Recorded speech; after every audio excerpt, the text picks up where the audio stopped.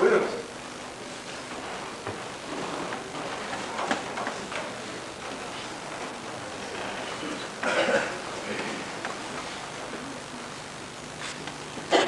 Gönlümüzü rahatlatacak haberler getirmişseniz sevineceğiz Said Efendi.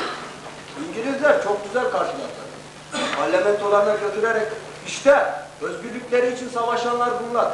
İşte kahramanlar diye övdüler. Sağ olsunlar. Görüyor musunuz ne kadar iyi ve misafirperver insanlar olduklarını? Hadiye ülkesi ve Kafkasya üzerinde bir saate yakın. İçinde bulunduğumuz güçlükleri bizi gittikçe daha çok yakan düşman ateşi. Düşmanın gün geçtikçe ülkemizin işlerine doğru izlediğini anladım. Beni can kulağıyla dinledim. Sözlerim bitince düşmanla baş edebilecek misiniz diye sordum. Baş edeceğiz, yardım eden olursa diye cevapladım. Bir diğeri, yardımımız olmadan baş edemez misiniz? O kadarını bilseydim, buraya kadar gelmezdi diye cevapladım. Çok iyi söyledin Said Efendi. Lord Palmerston, parlamentoda yaptığı konuşmada Kafkasya ve Karadeniz üzerine çok güzel sözler söyledi. Oradaki insanları cansperane bir biçimde ülkelerini koruduklarını anladık. Hepimiz alkışladık. Ökânı cennet olsun. Görüyor musunuz? İşte bizim gerçek dostlarımız bunlar. Palmerston bizi övgülerle gökyüzüne çıkarttıktan sonra şöyle dedi. Osmanlı padişahıyla Rus çarı arasında Adrianopolis'ta yapılan anlaşmaya göre Osmanlı padişahı Çerkesya'yı Ruslara vermiştir. İngiltere'de Adrianopolis anlaşmasına uymayı kabul ediyor. İngiltere, Çerkesya'ya silah ve ordu yapma hakkına sahip değil.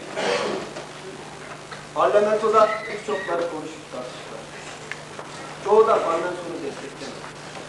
Yapılan oylamada Kafkas'ın çara ait olduğunu kabul edenlerin sayısı 16 kişi kadar fazla çıktı. Toplantı bittikten sonra parlamenton bizi evine götürerek bütün gücünüzle savaşın. İngiliz zenginleri size ihtiyacınız olan silah verecek. Kahpe kadın gibiler. Söyledikleriyle yaptıkları birbirine uymuyor. Ertesi günü silah ve barut yapan fabrikalardan birine gittiğimde 100 koyuna 2 tüfek veya 200 koyunun ürününe 1 tüfek. Balınız varsa 10 teneke bala da 2 tüfek verir. Bunu da geminiz varsa götürürsünüz. Barutlar da çok pahalı. Benim anlatacaklarım bu kadar. Dilerseniz size Kayşanlı'nın tutmanı anlatayım. Albay Said Efendi bu işlerle uğraşırken oturduğumuz eve bir Almanla bir Polonyalı geldi. Her ikisi de ülkemizi çok iyi tanıyorlarmış.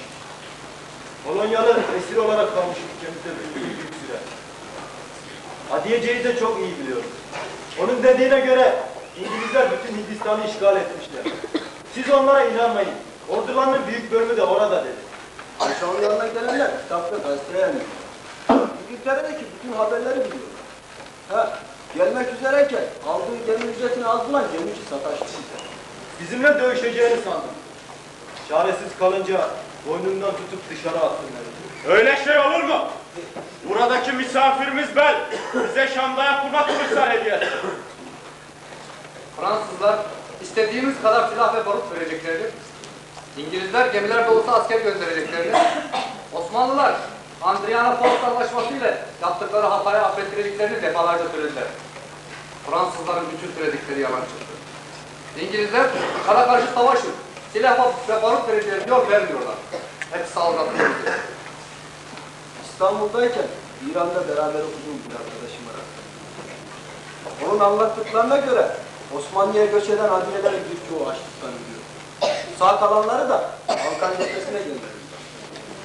Güzel kadınları da padişahın haremine aldı. İstanbul'a geldiğimiz gece ben de sabaha kadar uyuyamamıştım. Sabah erkenden pazar yerine doğru biraz gezeyim diye çıktığımda Hadiyece konuşan 2 kadın gördüm. Zayıflamış, bir deri bir kemik kalmış durumdaydı. Yanlarına yaklaşıp kim olduklarını sorduğumda utançlarından kıpkırmızı kesildiler. Şade yöresinden olduklarını, gece karanlığında kaçırılıp oralara götürüldüklerini söylediler. Ülkemizdeki bütün insanların düşmanlar tarafından yok edildiğini sanıyorlardı. İşin doğrusunu anlatınca göğsüme sokulmuş ağladılar. Bizi de götür ülkemize dedikleri için onları da getirdim. Kalpağımı ve kamamı sattım onları geri getirebilmek için. Ülkemize geldiğimizde toprağa kucaklayıp öptüler. gözyaşlarıyla toprağı ıslatıncaya kadar ağladı. Onları pişadeye kadar ben de. Başkaları Osmanlı'nın cennet olduğunu söylüyor ama. Öyle diyorlar muhtemelen. Geçenlerde Osmanlı'dan gelen bir arkadaşımla karşılaşmıştım. Osmanlı'yı... General geliyor komutan. Paşam, git buyur. Görünüşe bakılırsa ordusuyla gelmiş buraya. Benden izinsiz kimse bir şey söylemez.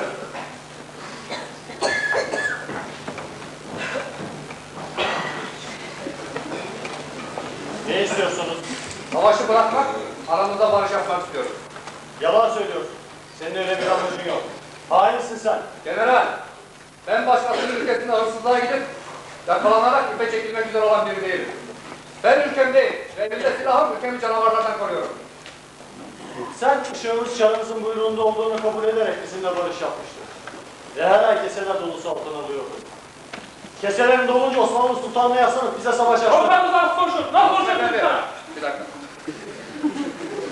General, benim yaptığım anlaşma bir barış anlaşmasıydı. Köylerimize girmeyecektiniz. Kimse silah kullanmayacaktır. Gösterdiğimiz yoldan sahile gidip denizleri açılacaktınız. Ama siz ne yaptınız? Yaptığımız barış anlaşmasını çiğneyerek köylerimizi yaktınız. İnsanlarımızı öldürdünüz. Bir gece sonrası köyünde yaptığınız zalimlikleri haber anlatıcılar yıllarca anlatsalar bitiremezler. Bu hareketimizin uygun olmayan bir tarafı yok. Savaşta kim daha çok öldürürse o kazanır. Savaşta kana katılır. Kısacası barış istiyorsanız dağları terk edip ovalara iner oturursunuz. Ovalarda ne yapacağız? Onu da siz bilirsiniz. Bunlarla konuşulmaz. Komutan, generalin adamlarını çeviriyor bizimkiler. Yakışıksız bir şey Tamam, meydana bunlar geldi. yani. İnsanlar evlerinde oturmalı. Topraklar üzerinde yaşamalı general. Başka da çaremiz yoktur. Kadınlar, çocuklar ve fakirler için verecek güzel bir haberiniz veriyor. Güzel haberler vermeye gelmedim buraya. İnsanlarınızın ölmesini, köylerinizin yanmasını istemiyorsanız dağları terk edip silahlarınızı teslim edersiniz. Napolyon savaşlarında kaybettiğimizde iki katını kaybettik Kafkas savaşlarında. Napolyon'la savaşırken kendi ülkenizde topraklarınızı korumak için savaştınız. Şimdi ise siz Napolyon'un yerine geçtiniz. Kafkasların topraklarını ellerinden almak istiyorsunuz. Bu yüzden askerlerimiz sizinle can siperhane savaşıyorlar. Yalnız askerlerimiz değil, kadın ve çocuklarımız da savaşıyorlar sizinle. Onun için çok kayıp veriyoruz Kafkas savaşlarında. Muhterem büyüklerim, Dedik başkanın askerlerini olanlığı yakmışlar. Bütün dağlar tutuşmuş yanıyor. İnsanlar ırmaktan geçemiyor. Sen çocukları götürüyor muhteremler. Koşun, insanlık yok oluyor. Duyuyor musun general? Sağır değilim. General Yevdenikov'un şöyle bir buyruğu var. Bu dağlarda bir tek canlı Çerkes kalmasını istemiyorum. Bir tek canlı Çerkes kalırsa kendimi gayeme ulaşmamış sayarım. Çarla konuşmak gerek. Çar'ın kendisi Petersburg'da oturuyor. Ama kanlı elleri köylerimizde. Anlaşıldı. Batır Bey, yolcu et bu katili.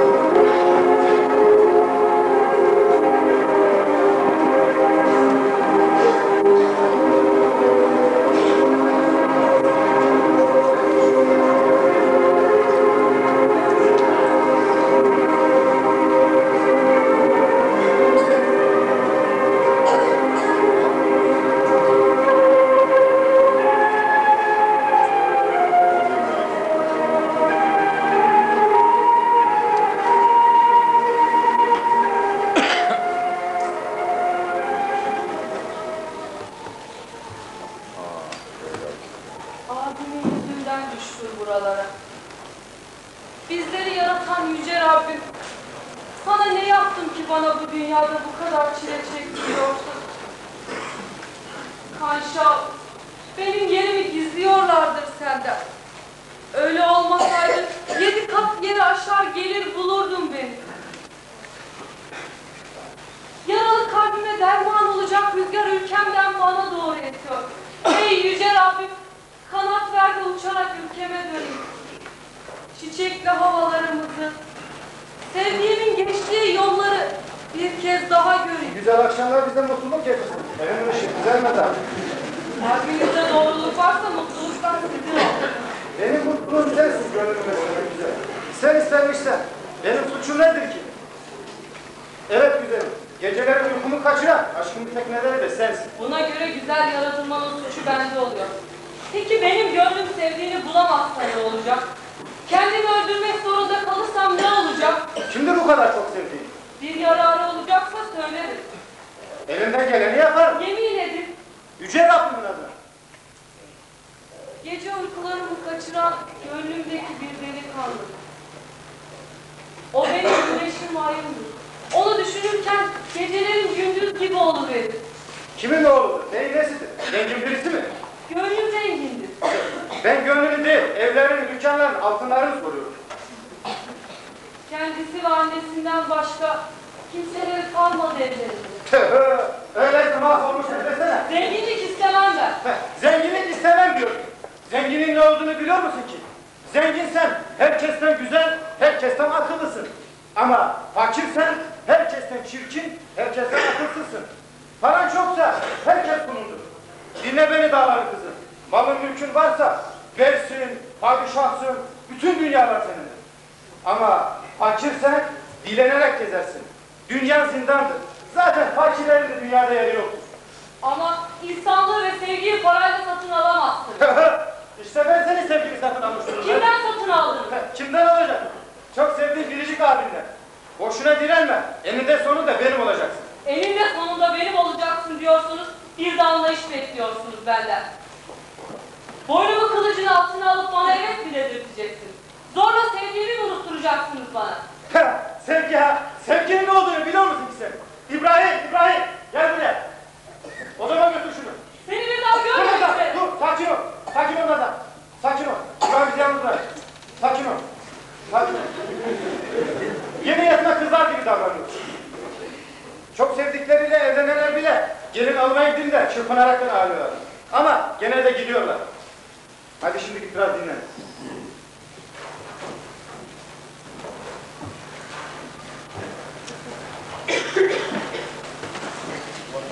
Güneşimiz Paşa Hazretleri, Rus elçisi Vinogradov sizi görmek için geldi.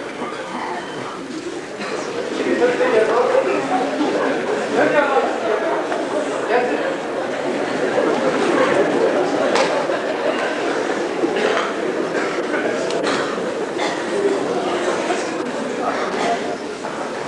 Sayın Paşa, içimin acısına dayanamadığımdan geldim. Ülkenize gelen Çerkesler çok büyük zorluklar içerisinde. Açlıktan ve salgın hastalıktan mahvoluyor. Trabzon limanında her gün 200-300 kişi ölüyor.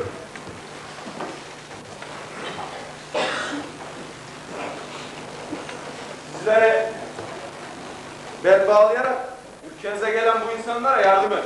Şar adına sizden ricada bulunuyor. Sayın Konsolos, sizde hiç utanma yok mu?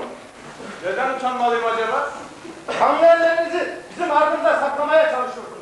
Olmaz bu Sayın Konsolos, olmaz. Ülkelerinden sürdüğünüz bu yüz binlerce insanı bir misafir gibi ağırlayamayız. Fazla gelmez mi bu kadar misafir? Sayın Konsolos, insanlar ölüyor, mahvoluyor diyorsunuz. Doğrudur, ölüyorlar ve mahvoluyorlar. Kimi denizlerde boğuluyor, kimi sahilde kızgın güneşin altında yol boylarında ölüyorlar. Ama bu insanların zamansız ecelini getiren sizlersiniz. Biz gece gündüz adigelere yardımcı olup para, su, arazi bulmaya çalışıyoruz. Nasıl da utanmadan bu işin yanına kadar gelebiliyorsunuz Sayın Konsolos? Geri ülkelerine dönmek için yanınıza gelen insanları arkanızı dönüp dinlediniz mi Sayın Konsolos? Bütün bir ulusu yok ettiniz. Sizin yaptığınızı bu dünyada yapan bir ulus olmamıştır. Rusya'yla yaptığınız savaşta yenildiğiniz halde hiçbir aklınızın bulunmadığı Kafkas'ı neden utanmadan Rus çarına verdiniz?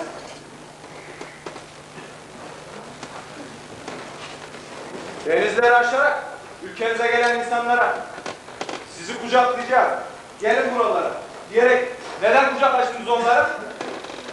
Gerçek amacınız anlaşılıyor. Sağ olarak gelenleri Balkan cephesine götüreceksiniz. Çünkü oralarda savaşacak insanlara ihtiyacınız olacak. Tabii, sizin de hazmedeniniz bu zaten. Onun için geldiniz buraya.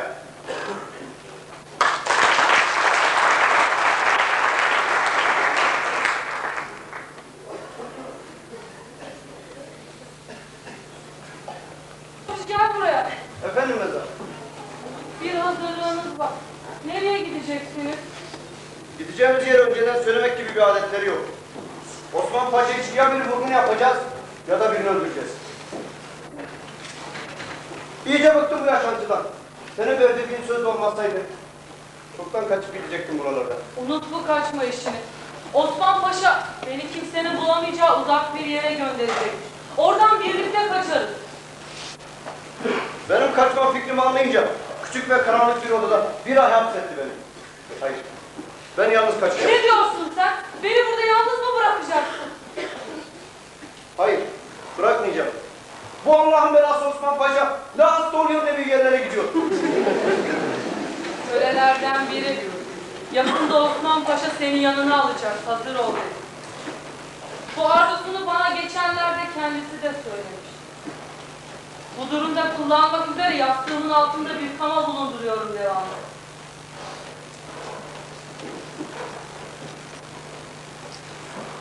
Kanşar'da kayboldu mu ne? Kaybolmadı. İstanbul'a geldi o. Beni arıyor. Bir haber mi aldın yoksa? Hayır. Ama her gece rüyamda görüyor. Kadın sözü bunlar. Ne biliyorsun? Ölmüştür şimdiye kadar belki. Ne diyorsun sen? Hırsız laflar etme bana. Onun bulunduğu yerde gece gündüz devamlı savaşlar olduğunu unutmamak gerek. Hey Çerkez, hazır değil misin daha? Seni bekliyoruz.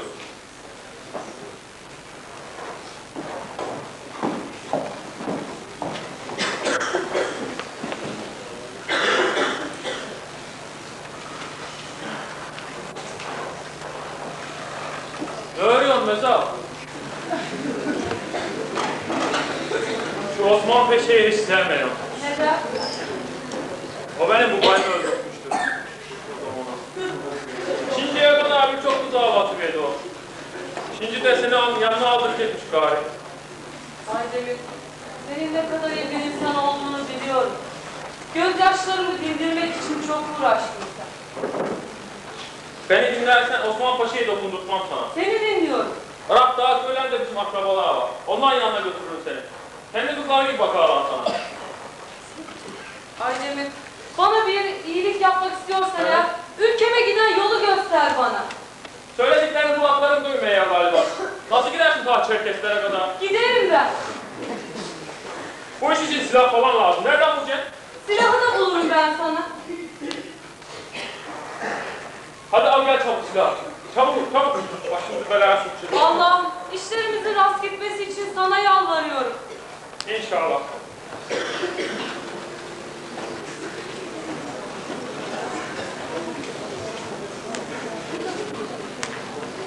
Kimsin sen? Nasıl girdin buralara kadar? Ne istiyorsun kardeş? Paşa'yla görüşmek istiyorum. Ne diye verdin paşaya? Onunla görüşmem gereken bir konu var. Bekle şurada bakayım. Ben paşaya haber verip gelirim. Bekle köşede bakayım.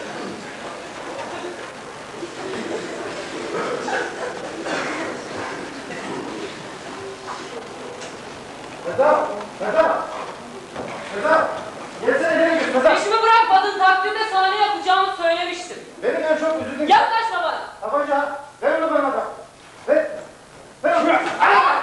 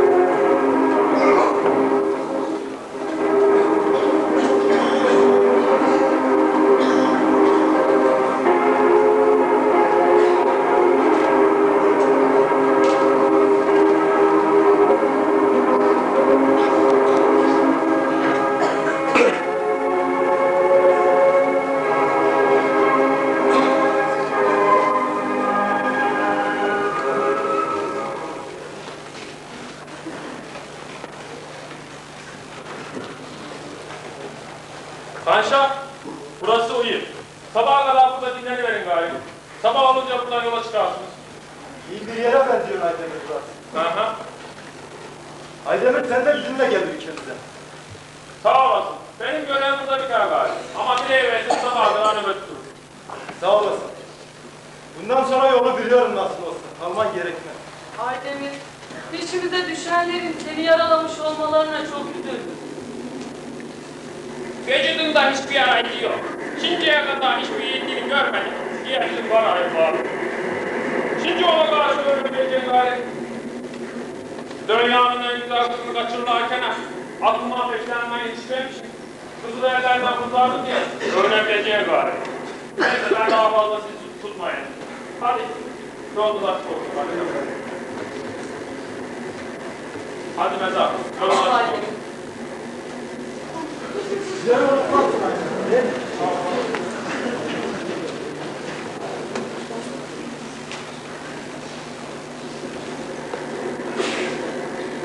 Benden çarpıklara ayışını bulabilmek için bütün yeryüzünde dolaşmak üzere yollara çıktım. Çok çileler çektiğin gözlerinden belli oldu. Çok ağıtlar yazdı gözyaşları. Kalbinin sesini güzel bir şarkı. Ülkem ve mutluluğumuz için şarkı söylemek istiyorum. Söylerim mi abi? Fermiya korkum sesiraç, Hame buca servis yoğun, Seguis utev kızış ve sajerem, Sipe hoşçuylu sipe seşira. Sipe sipe seşira, Siz utev kızış Silvanisa ve nuremi fedem, Çasem trivuz sevrenem seşirem. Çöpçüne kıçım sıkıntı Daşım yuvara sakı kötüm Çöpümüzü kol çöpüm siham Daşım nefın ufıslak başım Daşım nefın ufıslak başım Durmuşsun. Sen biraz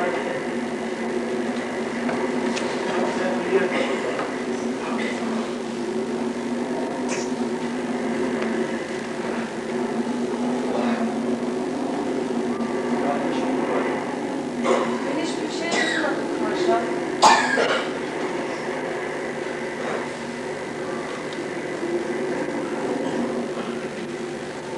şöyle üstüne örtersin. Sen burada yatarsın. Senin yerin neresi olacak paşa? Benim yerim nöbetçi kulübesi gibi oldu.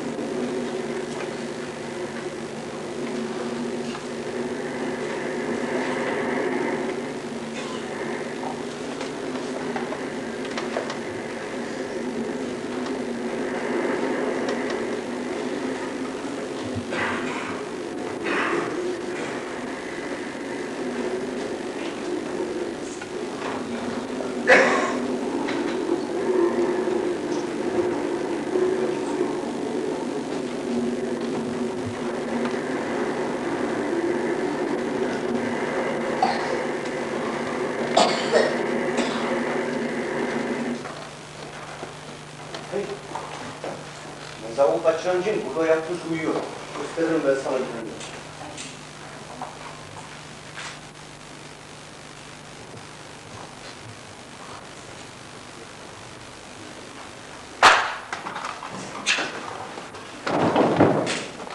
Mezar! Mezar! Ayşe, gözlerim kararıyor. Göremiyorum seni. Buradayım. Sana vasiyetimi bildirmek istiyorum. Cesedimi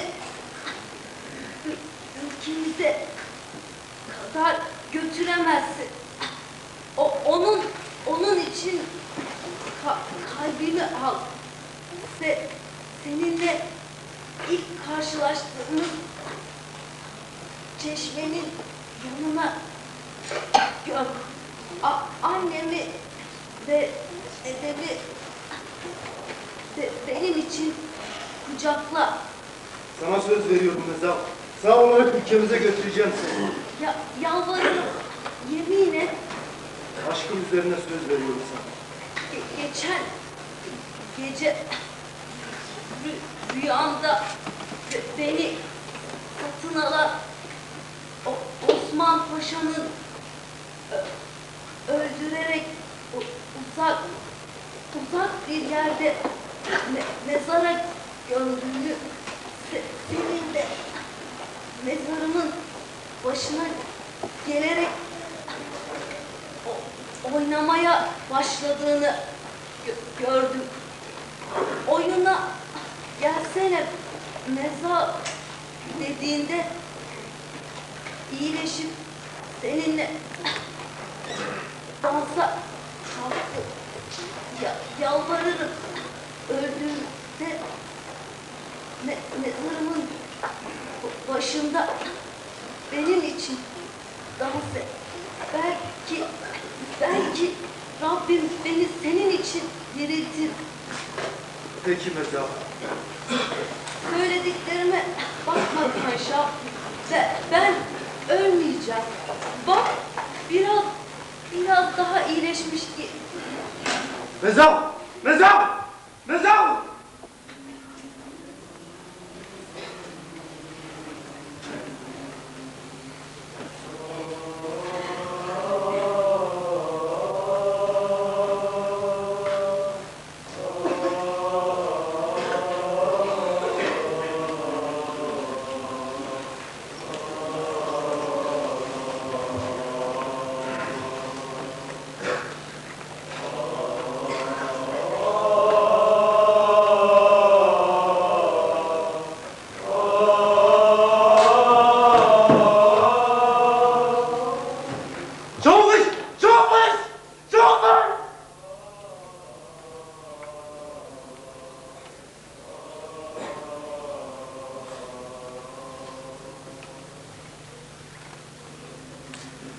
Dünya! Kahve dünya! Bu insanları neden yaşatmıyorsun? Bu insanları neden yok ediyorsun? Onların aşklarına neden acımıyorsun?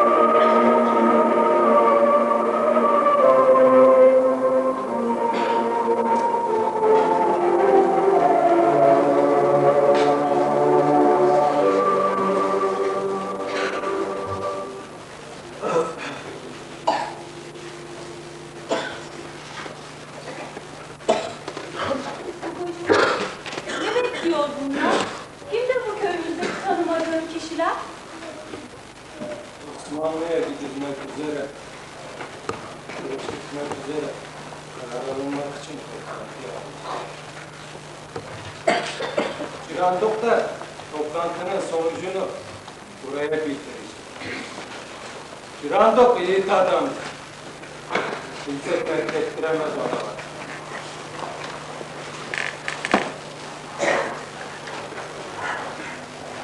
Selamünaleyküm. Allah-u Teala inşallah iyi haberler de göndermiştir. Kasım Efendi. Biz adiyelerin bundan sonra hiç iyi haberi olmayacak galiba. Bugün yaptığımız toplantıda Osmanlı'ya göç etmek üzere karar aldım. Ben de kendi elimle hemen yola çıkarıyorum.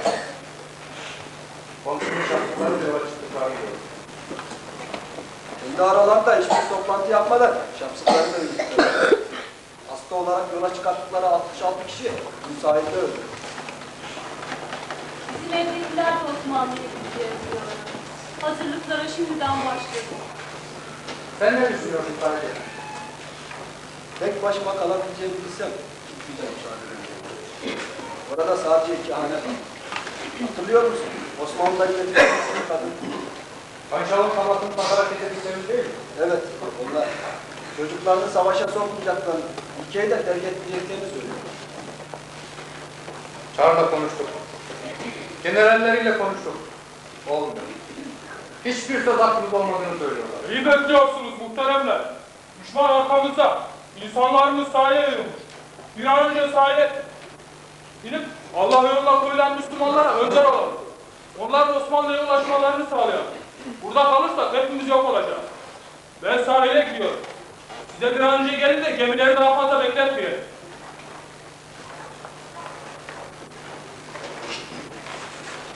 Muhterem komutanlar, Osmanlı'ya gitmeyi bırakıp insanlarımıza öyle bir emir verin ki şu savaş içerisinde.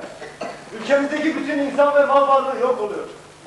Hem toplantıda 2 kişinin aldığı karar yüzünden insanlarımız yok olacağı yolculuğa neden gönderiyorsunuz? Daha iyisini biliyorsan söyle. 35 yıldır at sırtında yükün en ağırını taşımaktan bedenen rahat ve yorgun düştü. Savaşı durdur diyor. Nasıl? Silah bırakmalıyız. Atlı savaşta ölürse ailesi arkasından ağlar. Atlı savaşta silah bırakırsa onun mensup olduğu tüm bunu sağlar dereceler. Ölecek de olsak göndermeyin insanlarımızı Osmanlı'ya. Silahı bırakalım, savaşı da durduralım. Kadınların bu işlere karışmadıklarını biliyorum. Ama karşımı da destekliyorum. Şimdi yola çıkanların arasından geldim. Mahvoldum. Büyüklerimiz bizi sonu olmayan bir yola koydular. Yerler vakitleri. Barutlar her yeri sardı. Düşman buraya gelince hepsini köprüden kurtacak. Düşman askerleri kadınlarımıza tecavüz ederek ilerliyor arkamızda. Savaş durursa bu kötülüklerin sonu gelir. Nasıl konuşuyorsun benimle? Burada kaldığımız takdirde hepimizin yok olacağını bilmiyor musun? Kötüler düşmanla barış yapalı epey zaman oldu. Onlar ovalarda kendi hallerine yaşıyorlar. Biz de ovalara inersek, silah bırakırsak ölmeyiz. Asıl felaket gitmek istediğimiz Osmanlı'da gelecek başımıza. Perişan olacaksınız oralarda. Benim sözlerimin doğruluğunu bütün dünya biliyor ve gözleriyle görüyor. Benim söylediğim doğruluğunu da biliyor ve görüyor şu insanlar. Şahit efendi, güneşin ülkesine gidiyoruz diye gidenlerin cehenneme gittiklerini sen de çok iyi biliyorsun. Bir şeyler söylesene şu insanlara. Söyledim, bağırıp çağırdım hepsine. Kendi anam ve onların araları adına yalvardım. Yalvarışlarıma kulak. Ölmek üzere olanları bile onlarla girip yola çıkarttım. Bizim insanlarımız da aynen öyle. Ben onları durduramam. Dünya, toprak, su ve havadan meydana gelmiştir.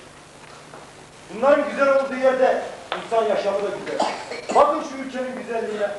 Savaş bile bozamadı böyle bir güzelliği. Böyle bir ülkeyi bırakıp yaşamı bize zehir edecek topraklara neden gidiyorsunuz? Durdurmalısınız insanları. Nasıl? Sizin söylediğinizi mutlaka yapar insanlarımız. Durun, ana vatanınızı bırakıp gitmeyin derseniz hepsi geri dönüp evlerine giderler. Ne duruyorsunuz muhteremler?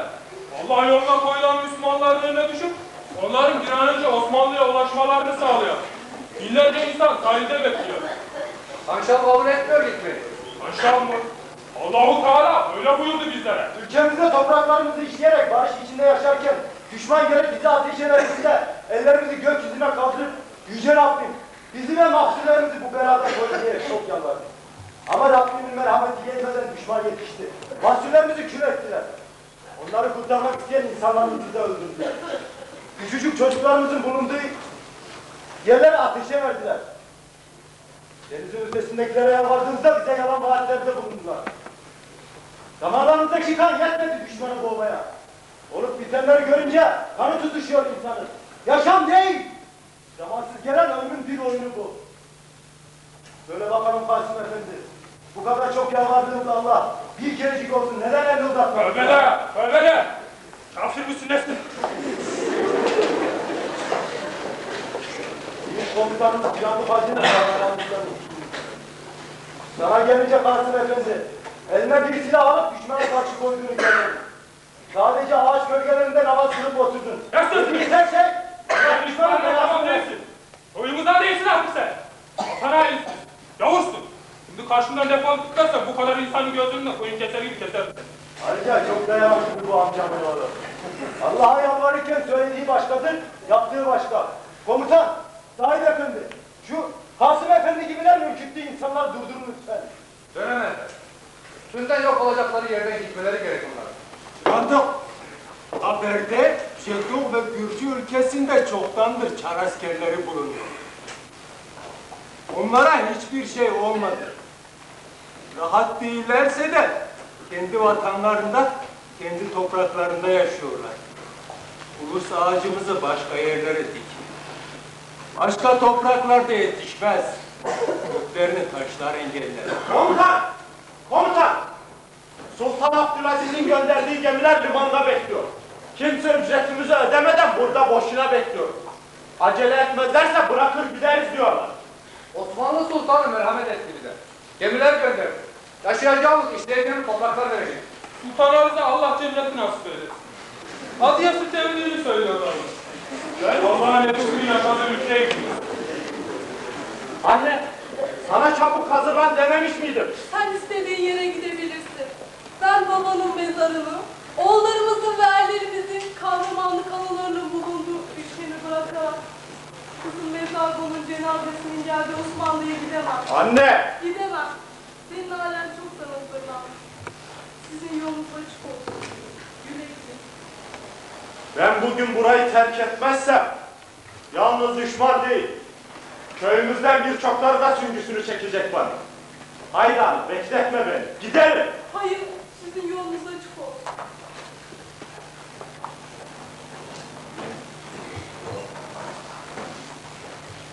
Sahip efendim, adamlarımı gemilere yerleştirmem gerek. Seni endişelendiren davaya adamlar komutan. Rusya köleleri azat etti. Bu da senin içine gelmiyor tabii. Daha fazla ileri gitmem. Senin beynin çok küçük. Doğruyu söylüyorum. Adamlarla beraber Osmanlı'ya gideceksin. Onları çalıştırıp sen yiyeceksin. Burada kalırsan onların azat edilmeleri işine gelmiyor. Gayene ulaşamayacaksın Cihandur. Kahramanlıklarını duyan insanları, akıttıkları sevinç gözyaşlarını korumasının nedeni Ciranlık acıdır. Diyenler unutma. Sen oğlunu neden uğurladın peki? Oğlumun ülkeyi terk etmesine anasından çok üzülen olamaz. Ama Ciranlık acı, Sahip Efendi, bugün kalpteki umudumuz olan insanlar. Osmanlı'ya varır varmaz Sultan Abdülaziz sana paşa ünvanını verecek. Adını, kıyafetini değiştirip sana hadiye dilini de yasaklayacak. Adamlarını ve seni Balkan cephesine gönderecekler. Misafir olduğun kişinin bazı isteklerini de yapmak gerekir. Ömrünün 35 yılını sırtında ülkenin özgürlüğü için savaşarak, düşmanlarına korku salarak savaş meydanlarında geçirdin. Ama şimdi sen Sultan Abdülaziz'in emrinde Balkan halklarına karşı savaşacaksın. Ana kucağındaki çocukları öldürüp içi yanmış hadiyelerin yüreklerini yaralayacaksın. Onların yüzlerine kana çalacaksın. Yeter! Hayır yetmez. Çıkar kamera baş belası herif. Çıkar dedim sana. İstediğini yapabilirsin. Eğer ben söyledikleri gibi biriysem benim yetişmeme divan senin yiğitlik meclisi. Al silahını yerine dedim sana. Ne için alacağımı bilmek isterim. Adiyelerin yüzüne kara çalacaksın. Çocukları öldüreceksin diyerek hakaret ettin bana. Ben Balkanlara adım atmayacağım. Osmanlı Sultanı çatlasa da elimde silahı bitireceğim oraya. Osman, şunlara kadından doğduklarını hatırlat kendine. Hatırlatmayacağım. Benim burada bulunmam yeterli değilse ne yaparlarsa yapsınlar. Ülkemin özgürlüğünü korumak için yaz güneşinde kalmış taş gibi yüreğim yararak ömrümü geçirdim. At sırtında ömrüm geçtiği için en küçük oğlumu ata bindirip ipi elinde önüme getirdikleri zamana kadar görememiştim. 35 yıl içinde Düşman kurşunu 5 kez yaralar. Düşman bıçağında da 16 kez yaralar. Bu kadar sıkıntısını çektiğim halkım şimdi bizi bırakma diye ağlaşarak peşime takıldılar. Ben onları nasıl bırakırım? Onlara sen olmadan da yaşayabileceklerini anlatmak çok güç. Bu yüzden sen ülkede kalmalısın. Hayır, o değil. Savaşta merhamet göstermek ihanettir diye düşmanlarımızın zulmünden korumalıyım halkımı.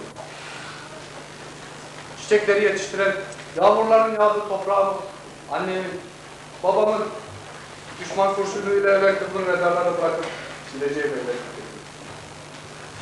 İyi biliyorum, ölümün ve felaketin peşimizi bırakmayacağım.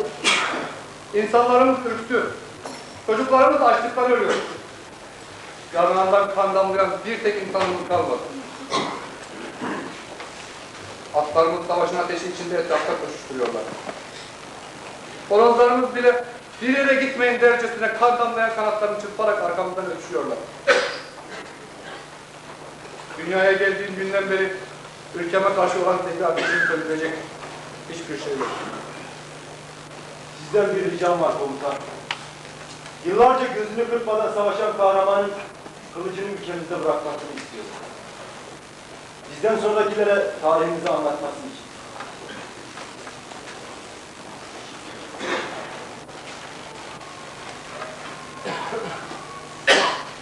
Ben döneceğim dedim. Atımın üstünde elimde silahım geri döneceğim. Nasıl döneceksin? Son yaptığın toplantıda atını altından vurmamış mıydın? Döneceğim. Eğer ülkemden uzaklarında başıma bir şey gelirse, vücudumun bir parçasını köyümüzün mezarlığına gömmenizi rica ediyorum.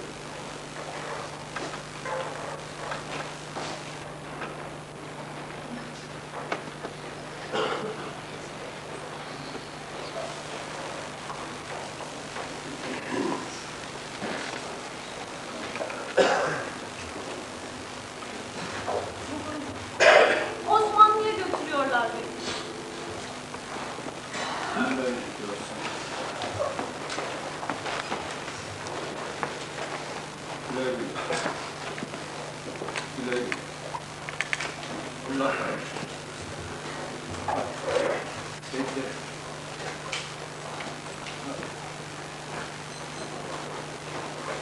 Koşma, senden ayrılıyorum.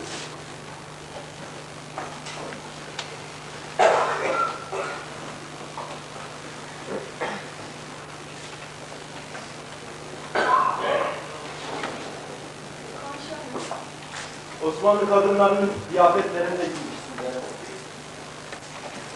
Böyle yaparsanız Osmanlılar sizi daha iyi karşılar dediler. Ben giymek istemiyorum, zorla giydirdiler. Beni dinlersen Denet, ülkemizin vahşi ormanlarında kurtlarla bir arada yaşa, yine Osmanlı'ya gitme demişler. Elimden ne gelir? Bütün akrabalarım gidiyor Osmanlı'ya. Sahilde Aliye'nin büyük felaketlerle karşılaştıklarını söylüyor. Allah bizleri tekrar korusun.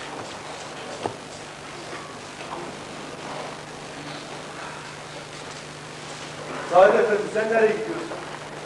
Sahile gittik. Ne yapacaksın sahilde? Osmanlı'ya gitmek üzere olan insanlara yardımcı olacak. Sonra Oradan gidemeyiz. nasıl gidersin Sahil efendi? Bari sen kal bu ülkede. Paşam, aşkın sular gibi akan bu insan seninle Osmanlı'da önder olacak kişiler gelir. Aşk takdirde orada nişanlı.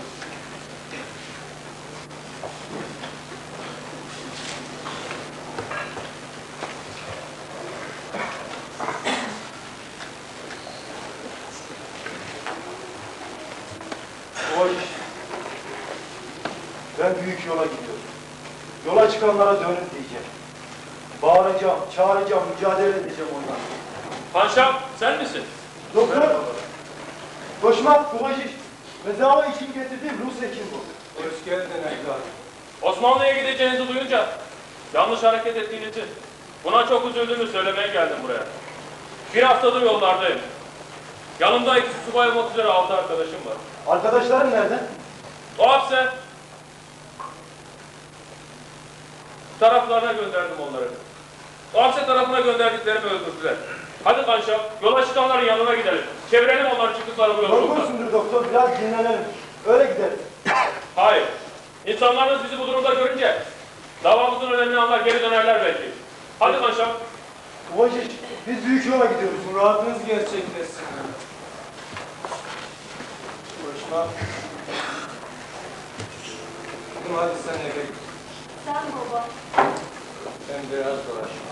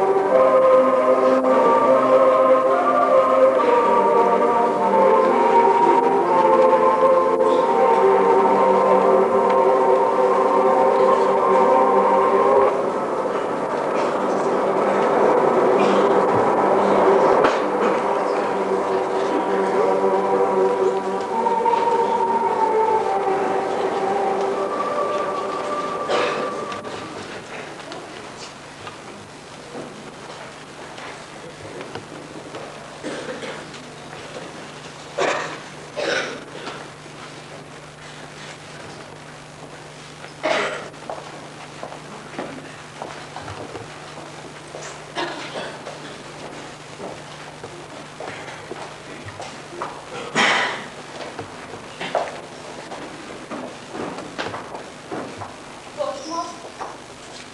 Dene.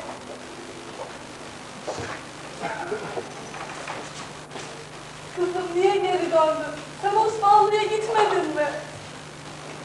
Hayır Boşma, ben Osmanlı'ya gitmek istemiyorum. Söylesene ben senden daha mı yüreksiz? Ben bu güzel topraklarımızı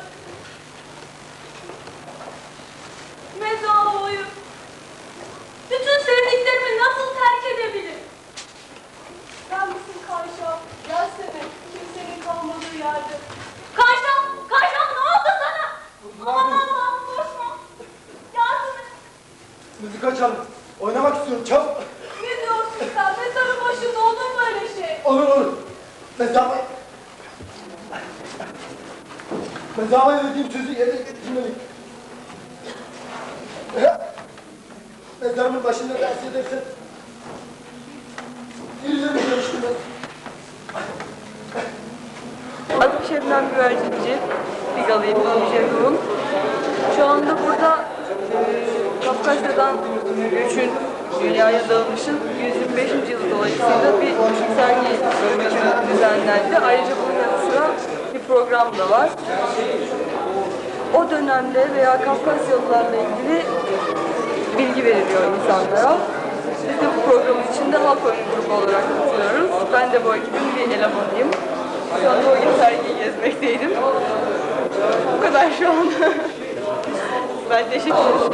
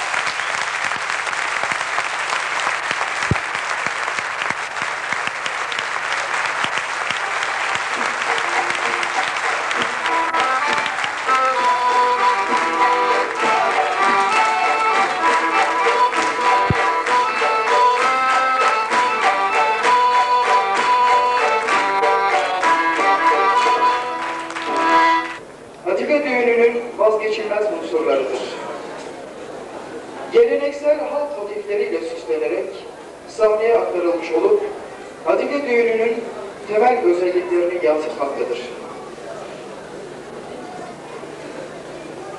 Maviye mi boyayayım sizi, özgürlüğü tadasınız diye? Yoksa yeşile mi, yaşamı tutam toplayasınız diye? Gelin, mavinin sınırında, yeşilin yamacında, eğerleyip yüreklerimizi kanlı doruklarda el çalarak yapalım düğünümüzü.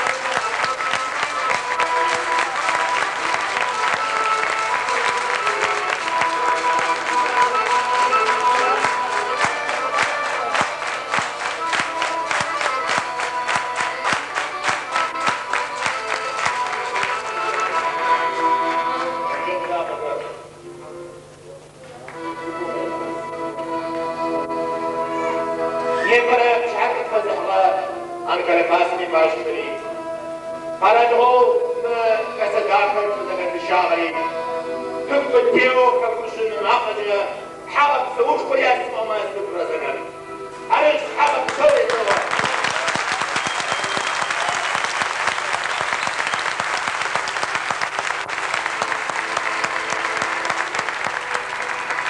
نغمو متاكد الوزراء وفتفة الحضارية يعقو صرفوا يسكر ناس تفرقوا بقاشوا كنوا سبتاور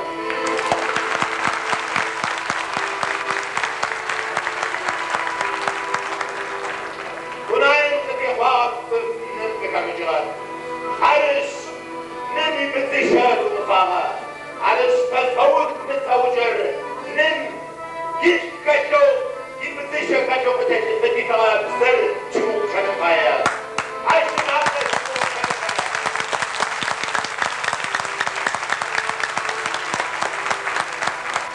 الصوت ما ينكسر ثقة